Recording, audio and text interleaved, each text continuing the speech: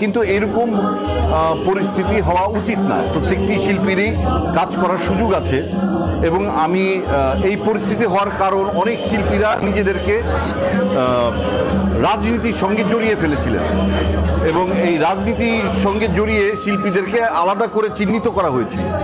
এখন আমি কোনো দলের সাথে যুক্ত নাই, আমি মন থেকে একজনকে ভালোবাসতেই পারি, সেটা আমার ব্যক্তিগত পছন্দ। তো সেই মনের খবরটা নিয়েও তারা শিল্পীদেরকে আলাদা করে ফেলেছে, তো সেটা উচিত না। আর আমাকে যদি কাজ করার সুযোগ না দেওয়া হয় তাহলে এই যে এত বছর আমি সার্ভ করলাম একটা মানে কি বলে সোসাইটিকে, তারাই হারাবে যে একটা পরিণত শিল্পীর কাজের সুযোগ নেই।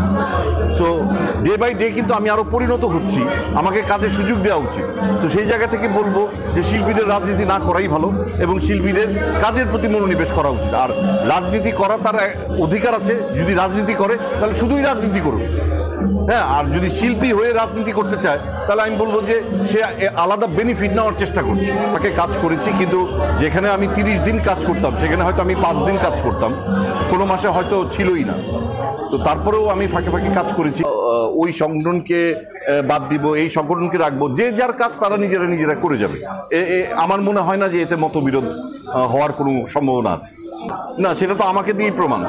হ্যাঁ, আমরা ওই ধরনের কোনো দলের হয়ে কাজ করছি না, কিন্তু আমাদের মধ্যে কি বলে একটা কাউকে না কাউকে পছন্দ করতেই পারে। হ্যাঁ, এবং যারা বঞ্চিত, যারা বৈষম্যের শিকার, বা যারা হয়তো এতদিন শোষিত হয়েছে, তারা আমাদের পাশে এসে দাঁড়িয়েছে।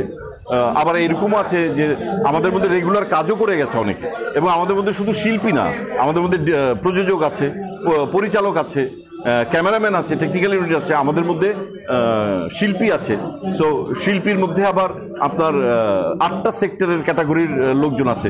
সো এখানে এই ধরনের কোনো রাজনৈতিক আশ্রয়ে বা রাজনৈতিক মানে ইয়েতে কি বলে যে রাজনৈতিক মদদে এই ধরনের কাজ আমরা করছি, আমি এটা মনে করি না।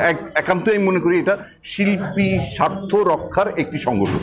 তো রাজনৈতিক লোক না, আমি তাদের উদ্দেশ্যে বলতে পারবো না, তবে আমি বলবো যে অন্যায় অন্যায়, ন্যায় ন্যায়। হ্যাঁ, যে অন্যায়ের পক্ষে যারা ছিলেন আল্লাহ তাদের হেদায়েত করুক, আর তাদের কাজের ব্যবস্থা কি সেটা নির্ধারণের দায়িত্ব আমার না। এবং মানুষ যদি কিন্তু যে জঘন্য কাজ হয়েছে আমার মনে হয় তাদের অ্যাকসেপ্ট করা উচিত। এটা আমার একান্ত, এটা আমার সংগঠনের ইয়ে না, এটা আমার একান্ত মতবাদ। দাবি দাওয়াগুলো চাই। সো এটাই আমাদের উদ্দেশ্য, এই সংগঠনের মাধ্যমে শিল্পীদের জন্য কিছু করা। আজকে যে সংগঠনটা করলাম এটা বাংলাদেশ সাংস্কৃতিক ঐক্য। এই সংগঠনের উদ্দেশ্য হচ্ছে শিল্পী স্বার্থ রক্ষা, শিল্পীদের পাশে থাকার, শিল্পীদের সুখে দুঃখে শিল্পীদের পাশে থাকার জন্যই এরকম একটা সংগঠন তৈরি করা। এবং এই সংগঠনের মাধ্যমে আজকে এটা প্রথম আত্মপ্রকাশ করা হলো, এবং আমরা চাচ্ছি যে এই সংগঠনের মাধ্যমে শিল্পী তৈরি হবে। হ্যাঁ, এবং আমাদের শিল্পীরাই সাহায্য করবে এবং আমাদের একটা কাজের পরিবেশ তৈরি হবে, এবং এখানে সবাই সত্য কথা বলবে, ন্যায়ের পথে চলবে। এখানে যেটা হচ্ছে যে শিল্পীদের পাশে আমরা শিল্পী হয়ে যেন থাকতে পারি, এটাই। আর আমরা হচ্ছে রাষ্ট্রীয় মর্যাদা চাই, এটা আমাদের সরকারের কাছে চাওয়া।